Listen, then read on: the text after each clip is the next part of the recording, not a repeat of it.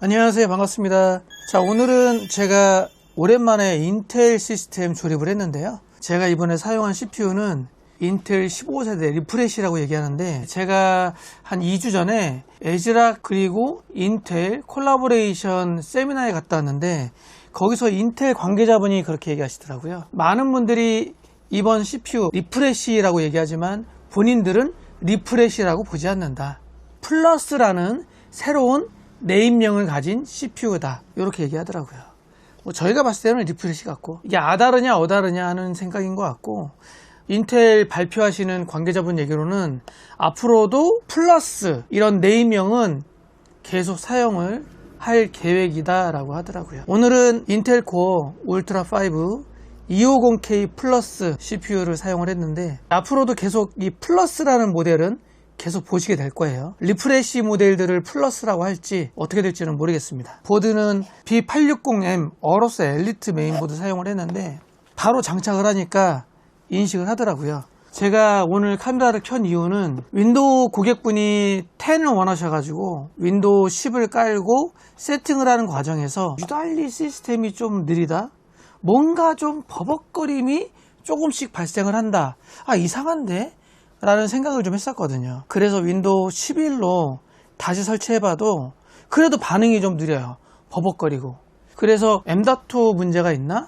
M.2 SSD 검색을 해봤더니 속도가 지금 현재 꽂혀있는 거는 P31입니다. SK 하이닉스 P31 500기가가 장착되어 있는데, 읽기 속도가 350 갑자기 튀고 다시 또 350, 요 정도로 좀 낮더라고요. 그래서 SSD가 문제인가 해서 SSD만 떼서 다른 PC에 꽂아봤더니 1000 이상 잘 나오더라고요. 그래서 이상하다.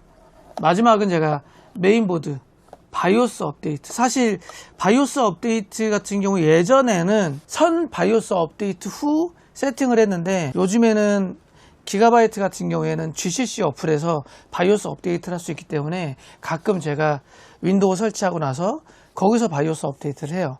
그렇게 진행을 하려고 했는데 아닌 것 같더라고요.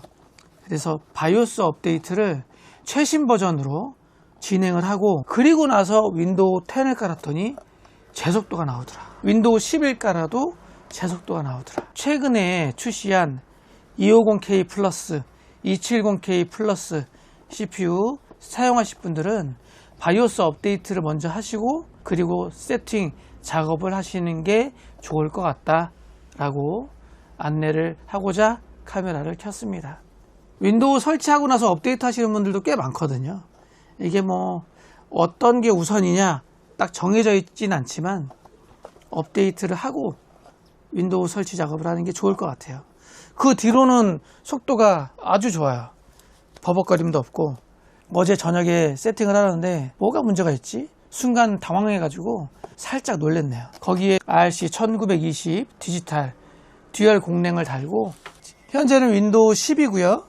바이오스는 항상 제가 테스트할 때 바이오스 업데이트하고 나서 디폴트 값이에요. 인텔 디폴트 세팅 값은 전력 제한이 걸려 있습니다. CPU에 따라서 전력 제한 값은 달라져요.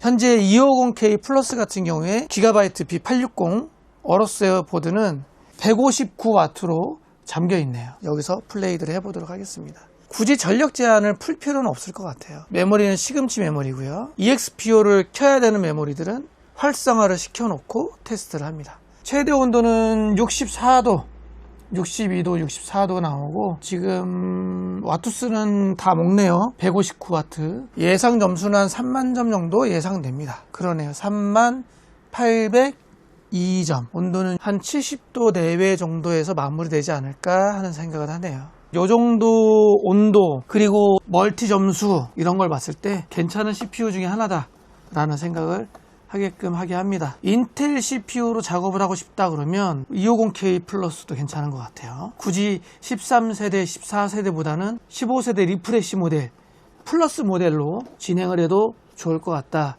라는 생각을 하는데, 여기서 이제 발목을 잡는 게 있죠. 메모리. DDR5 메모리다 보니까 메모리가 너무 비싸서 발목을 잡고 있습니다. 그게 지금 현재 좀 아쉬운 부분 중에 하나죠. 그래서 요즘에 13세대, 14세대 B760 메인보드 중에 DDR4 메인보드들이 유통되고 있죠. 좀 아쉬운 부분이긴 한데, CPU로만 봤을 때는 13세대, 14세대보다는 플러스 모델로 가는 게 나아 보이긴 한다. 자, 오늘은 250K 플러스 조립을 하면서 갑자기 왜 이렇게 버벅거리지? 뭐가 문제가 있지?